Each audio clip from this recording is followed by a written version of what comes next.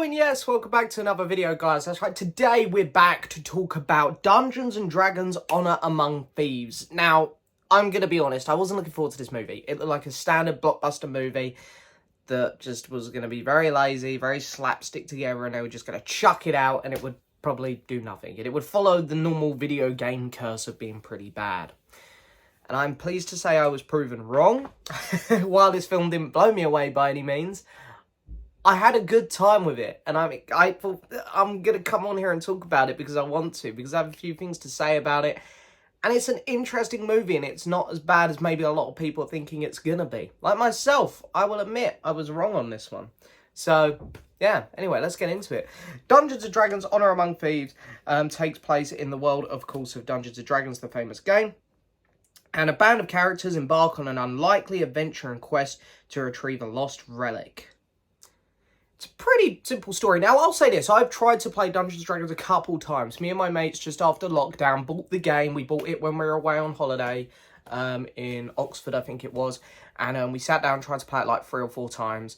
And I think we struggled because we didn't do it when we were younger. And I think that my experience with Dungeons & Dragons, it's such an imaginative game. I think it's better to play it when you're younger and then grow up playing it maybe, because you really have to use your imagination. And I have so much respect for people that can play this game because we really struggled with it. But we tried. So I have a little bit of knowledge on this game. Not loads, but I have a little bit. And I think this film done really well at, incorporating what the game's like. Because the game is very much dice-centric. If you throw a good amount of dice, you can get across this bridge. You can fight off this thing. And there was a lot of things like that in this movie. You see it in one of the trailers. There's a bridge that they have to cross. You step on the wrong panel, the bridge is going to collapse. And it's very much like if you don't roll a good enough dice, the bridge is going to collapse. It's very good at incorporating the game like that.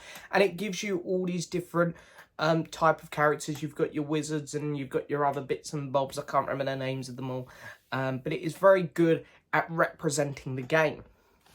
And I want to say that the 2 directors of this, I loved their movie Game Night, and I was very intrigued to see how they do this one. And I think they done what made Game Night so well, they done really well here as well. Not as well as Game Night, but they done really well. They had really good humour, again, and great casting. The cast very much elevate this movie.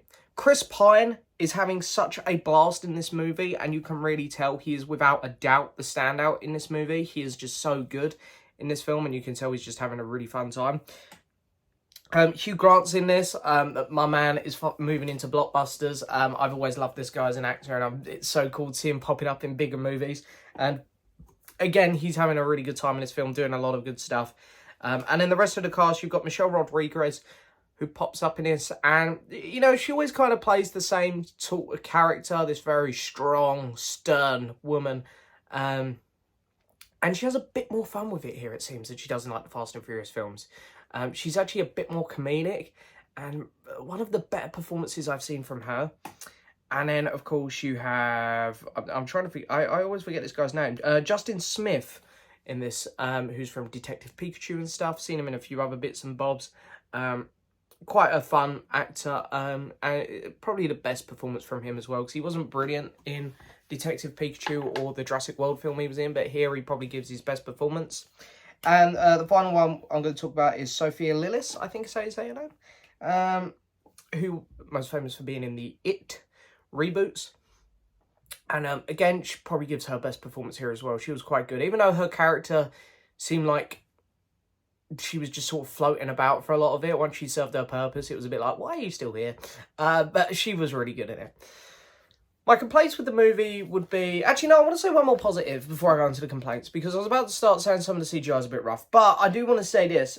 Visually, the film is great. It looks better than a lot of blockbusters that have come out recently. It looks better than like all the Marvel films, for example, because there's such a good use of practical effects. I'm a sucker for practical effects. My favourite films are from the 70s, 80s and 90s, and I love those big blockbusters that come out during that time period. And of course, most of it was practical effects, and I love that. I actually think it looks more realistic than CGI, because I can tell. I think most people can tell when something's CGI, or practical effects are real. And I think it works better. It looks better. I prefer it. So I like that. I like that aspect. And a lot of the backdrops were really cool as well. There were a couple bits of CGI that were a little bit rocky though. But my biggest complaint with this movie is the runtime and the stretched out narrative. The narrative really felt like, okay, we've got to go here to talk to this person to learn about this relic. Then we've got to go here to get this relic. Oh, the relic don't work. Let's go talk to this person to find out about this other relic that gives us this other option that we could do this to beat this bad guy and then get there. It was very much like that. The story very much overcomplicated itself at times, and it really didn't need to. And the runtime, I think it really affected that, because there were some pacing issues near the end.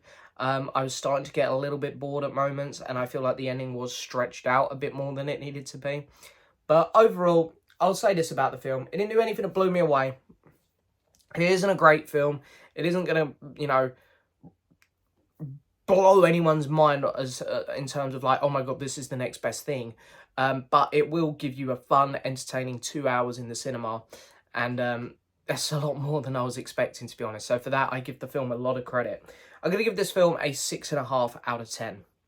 Guys, I hope you've enjoyed this video as always. Don't forget to hit that subscribe button, like the video, leave a message. And as always, I'll see you next time for another video. Bye-bye.